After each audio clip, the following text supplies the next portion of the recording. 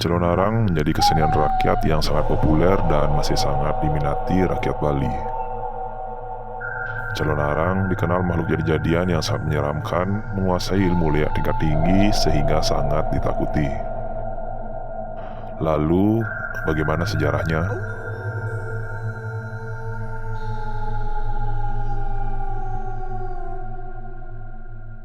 Pada zaman dahulu kala, ada sebuah kerajaan bernama Daha yang dipimpin oleh Raja Airlangga. Ia dikenal sebagai raja yang begitu adil dan bijaksana.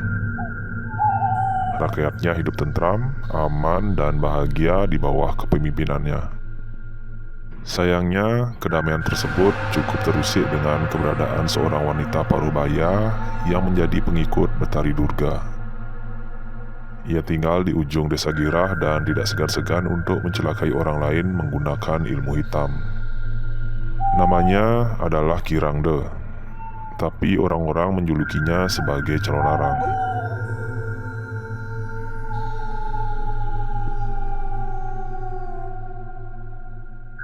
Ia tinggal bersama dengan anak perempuannya sematawayang yang bernama Ratna Mangali. Kirangde adalah seorang wanita berwajah sinis yang selalu curiga dengan orang lain yang mendekat. Hal itu dikarenakan suaminya meninggal dan diduga karena terkena ilmu hitam. Kemudian ia mempelajari ilmu hitam untuk menuntut balas akan kematian suaminya yang masih belum diketahui siapa dalangnya.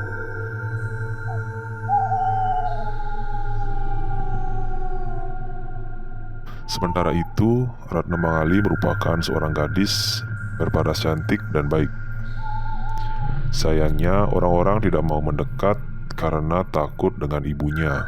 Maka dari itu, ia merasa sangat kesepian. Pada suatu hari, Kirangda memperhatikan anak gadisnya yang begitu cantik itu. Ia sebenarnya merasa prihatin karena tidak ada yang mendekatinya. Padahal umurnya sudah pantas untuk menikah.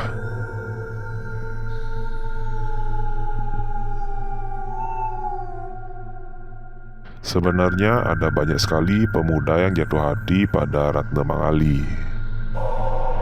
Hanya saja mereka takut akan terkena ilmu hitam ibunya. Ibu merasa prihatin dengan nasibmu, anakku. Tak seorang pun pemuda yang berani mendekatimu.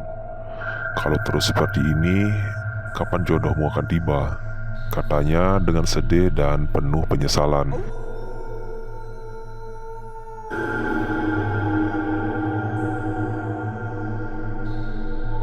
Meski seperti itu kenyataannya, Ratna Mangali hanya bisa menenangkan hati ibunya. Ia terus membesarkan hati ibunya supaya tidak sedih dan terlalu memikirkan keadaannya. Tak berapa lama, ada seorang pemuda bernama Widyasta yang memberanikan diri untuk datang ke rumah Celonarang. Pemuda tersebut memang ingin berguru kepadanya. Dalam hati, Celonarang berpikir kalau pemuda ini sepertinya cocok bila dijadikan pendamping untuk Ratna Mangali. Terlebih lagi, ia memiliki aliran ilmu yang sama dengannya. Saat dilihat lebih lanjut, sepertinya ia juga mengambil hati anaknya. Padahal sebenarnya Widyasta memiliki tabiat yang begitu buruk. Ia hanya laki-laki mata keranjang yang suka menggoda gadis desa dengan kasar.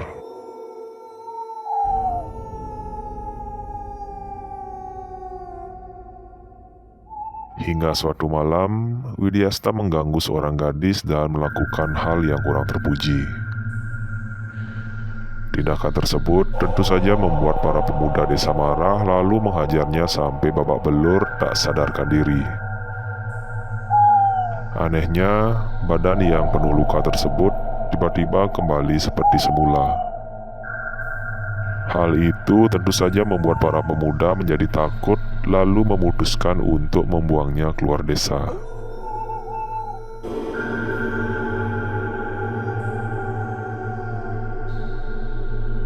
Awalnya mereka bisa menutupi hal tersebut. Akan tetapi berita tersebut sampai juga ke telinga calon arang. Ia sangat marah mengetahui calon menantunya diperlakukan seperti itu. Benar-benar tidak tahu diri. Tunggu saja pembalasanku dan rasakan ganasnya ilmuku, ucapnya penuh amarah.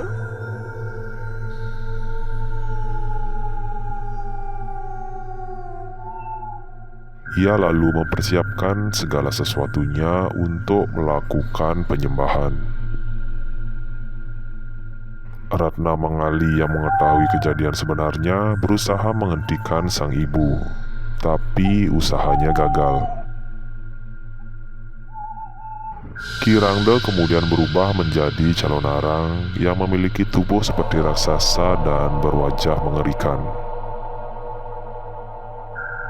Setelah itu, wabah menyerang desa Girah tak mengenal ampun.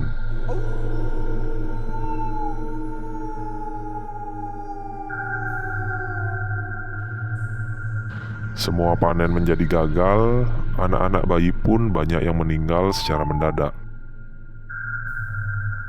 Berita wabah penyakit di desa Girah akhirnya sampai juga ke telinga Raja Airlangga.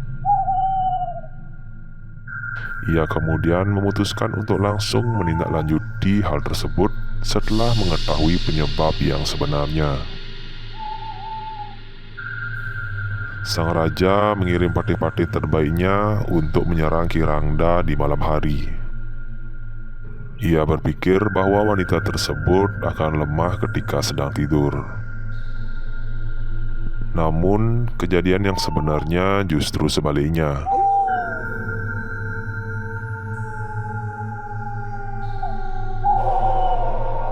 Dukun aliran ilmu hitam tersebut ternyata sudah mempersiapkan semuanya.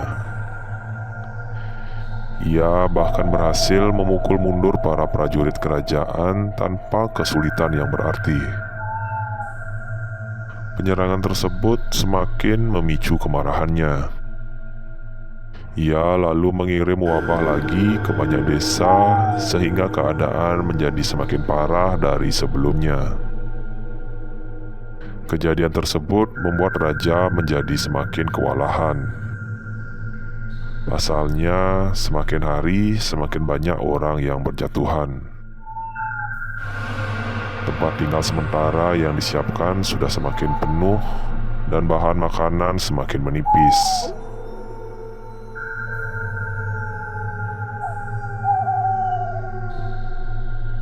Di tengah kekalutan tersebut, anak Raja Airlangga yang bernama Jayabaya membawa angin segar.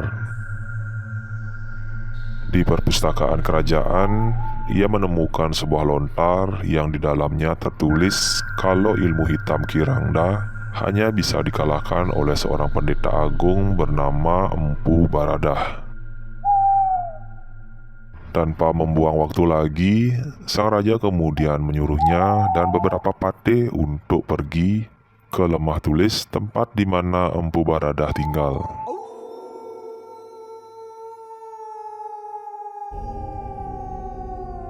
Setelah menempuh perjalanan selama berhari-hari, akhirnya tibalah mereka di padepokan milik Empu Baradah.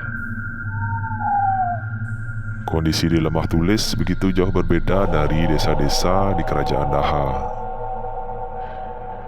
Desa ini sama sekali tak terpengaruh oleh ilmu hitam calon arang.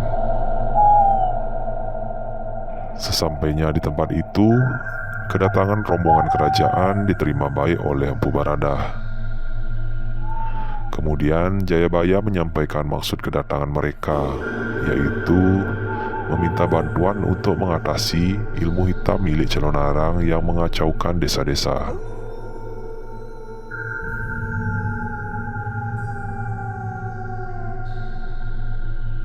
Empu Baradah berpikir sebentar dan menemukan sebuah cara untuk mengatasi wabah tersebut. Ia kemudian memanggil murid kepercayaannya yang bernama Bahula. Ia meminta bantuan pemuda tersebut untuk membantu mewujudkan rencananya dengan cara menikahi Ratna Mangali. Meskipun awalnya merasa ragu-ragu, Bahula pun menurutinya. Sebelum pergi, pemuda itu dibekali ilmu supaya dapat meluluhkan hati calon arang. Beberapa hari kemudian, tibalah Bahula di kediaman Kirangde.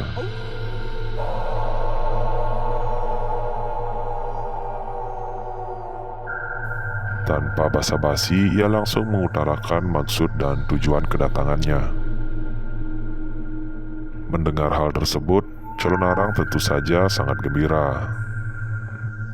Namun sebelum menerimanya, tentu saja ia menimbang bibit, bebet, dan bobot pemuda itu.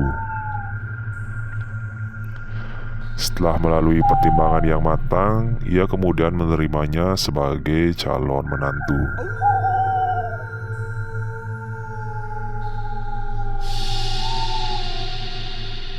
Pernikahan Ratna Mangali dan Bahula diadakan sehari semalam dengan sangat meriah. Calon arang begitu bahagia dan terharu melihat putrinya menikah. Hal itu kemudian mendorongnya untuk menghentikan sementara wabah yang dikirimnya.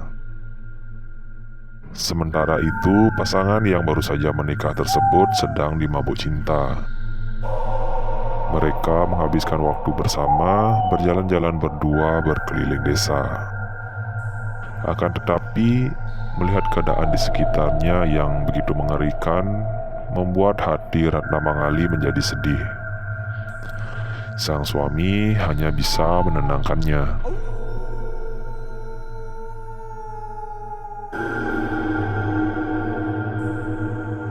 Beberapa waktu kemudian, datanglah Empu Baradah mengunjungi pasangan pengantin baru itu. Ia kemudian tinggal bersama selamanya beberapa waktu sambil memberikan petuah-petuah pada keduanya. Ternyata kedatangan Empu Baradah tersebut membawa perubahan positif untuk Kirangda. Ia sudah jarang sekali melakukan pemujaan dan sepertinya hatinya sudah mulai luluh. Kemudian pada saat yang tepat, Ratna Mangali meluangkan waktunya untuk bicara dari hati ke hati dengan ibunya. Ia memohon pada sang ibu untuk menghentikan dendamnya dan perbuatannya yang merugikan.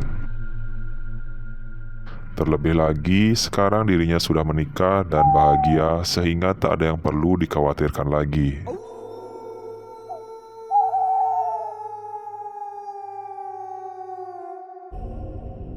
Kirangda sepertinya mendengarkan permohonan anak sematawayangnya tersebut.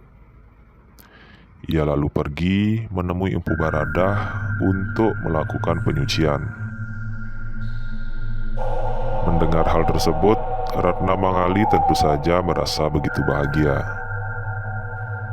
Sang pendeta agung menyiapkan semua hal yang dibutuhkan untuk keperluan penyucian. Saat dirasa waktunya sudah tepat, ia kemudian memulai upacaranya. Pada awalnya, kegiatan tersebut berjalan dengan baik. Namun tak lama berselang, tiba-tiba tubuh Kirangda menjadi bergetar hebat hingga terpental cukup jauh.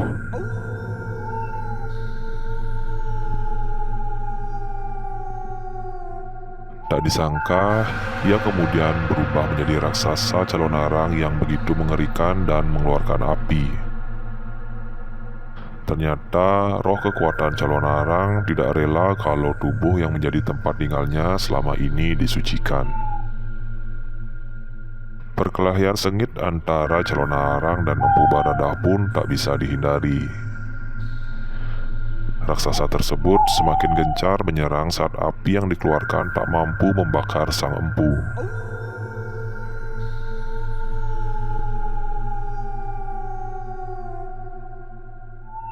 Keadaan di sekitar sudah begitu hancur. Melihat calon arang yang tidak dapat menunjukkan tanda-tanda menyerah, Empu Baradah lalu mengeluarkan ajian pamungkasnya untuk menghentikan semua ini dan berhasil. Raksasa berwajah menyeramkan tersebut langsung hangus, terbakar, dan menjadi abu.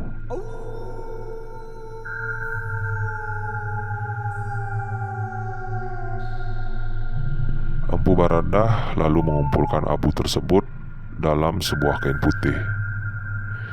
Ia menghidupkannya kembali dan muncullah Kirangda yang terlihat pucat. Aku merasa malu untuk hidup terus. Biarkan saja aku mati. Aku harus menebus dosaku. Lagi pula kalau mati, aku akan menuju kesucian, ucapnya. Sebenarnya Empu Baradah tidak tega melenyapkan Kirangda. Walau bagaimanapun, ia adalah besannya. Baiklah, demi ketentramanmu dan semua warga, aku akan melakukan penyucian ini, katanya. Setelah itu, nyawa Kirangda meninggalkan raganya.